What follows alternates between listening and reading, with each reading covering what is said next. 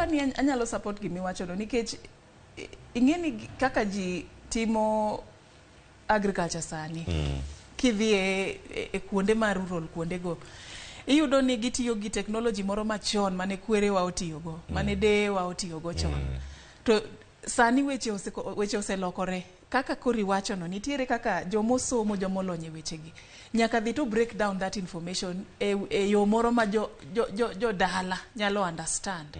Ma ipuonjo gini kamae kaka inyalo timo, kamae kaka inyalo take advantage of the opportunities ma in go. Nikech kokoro watiyo gi yore moko mane watiyo go chon cha.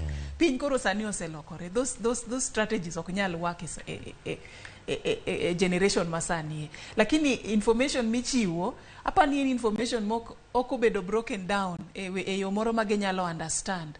Kata e yo moro ma ginyalo tiyogo.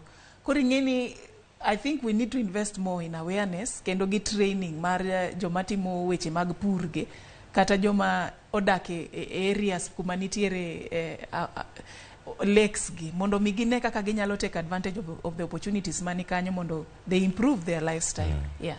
Moko kuom weche manyalo konyo ko Ramogi Jwang sa osero kanyo sa chel dakika ngwen ma pod wantiere kar kae weche mamoko mantiere ite mar auchiel mar gazet mar The Standard wach mantiere kanyo ni Ruto koro okawo CDF gi Senate Fund to timo ne jood bura kama oliero gi kama owacho ni koro magi gigo mit makelo nu gigo mantiere kar kacha kelo Senate Fund ni madhi bedo agulu manyien mag omenda ma senators dhi bedo katiyo go mondo girangi ni oversight kaka gitime kar tiyo kod omenda machalo kamae. Owacho ni medo omenda mar Senate Fund ewi mar CDF mabende doho maduong' mogik mano Supreme Court osewacho ni en ataro mar chik okonego bedi gik makamagi en fuong'ruok machalo nade ne counties wa kachel kod jotelo gi duto no kane gimora ahinya no kata ka Felix Odiwuor jalango jod bura malang'ata ka bede ne loso ka wacho ni koro